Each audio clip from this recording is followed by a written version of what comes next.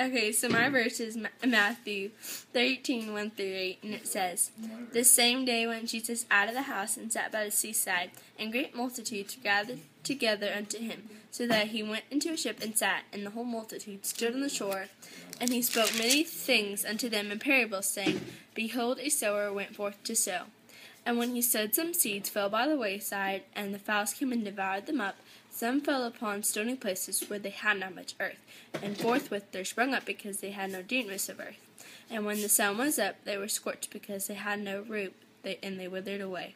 Some fell among thorns, and the thorns sprung up and choked them. But others fell into good ground and brought forth fruit, some 100-fold, some 60-fold, and some 30-fold.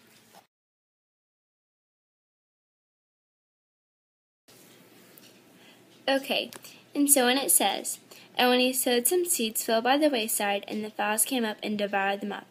Well, wayside means that they don't have a strong connection with God.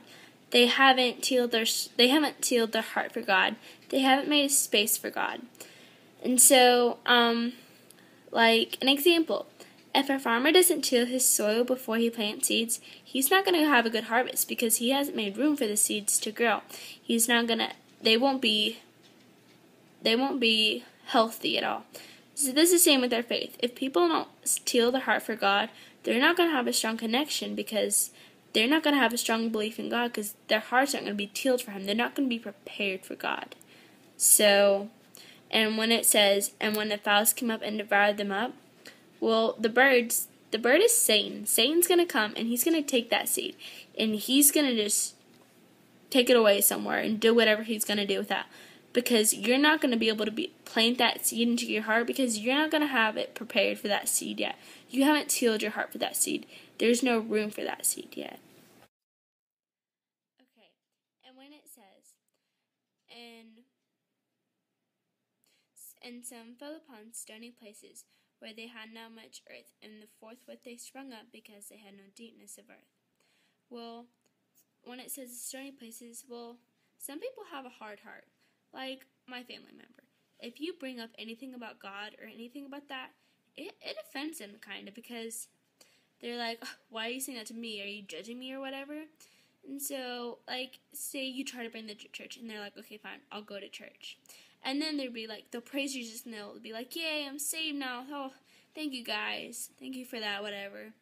And then the next day they go to work, and it's just the same old.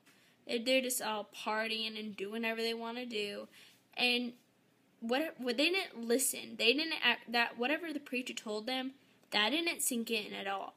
Because whenever they went back to work and they saw the real world, they're like, that can't be real, because their heart is so hard-hearted that it's not gonna come. The word of God will not plant into their heart, because their heart they have such a mindset. It's so strong that they won't take it in at all, and they'll just go back doing their same old.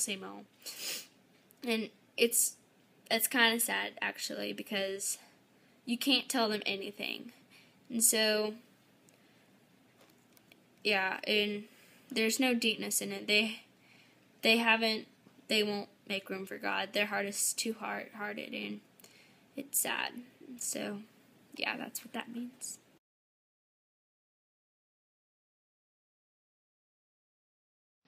Even though some people need to read their Bible and they need to plant a good seed, they don't.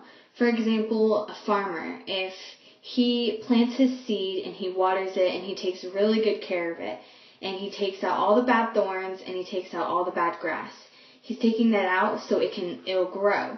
But if he doesn't do his job, and if he doesn't take out all the thorns, if he doesn't pluck them out, and he doesn't, because you can't plant something with bad soil. And if you do that, all the thorns will rob it, and it'll just take over. Now here's the good seed.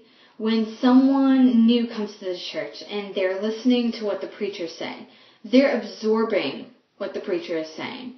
Now they're going to take what they hear and they're going to spread it all around, and they're putting a good seed into other people's mind. That means the preacher put the good seed into the new person that came to the church, and now the new person's putting it to other people's mind and spreading the word of God around the world.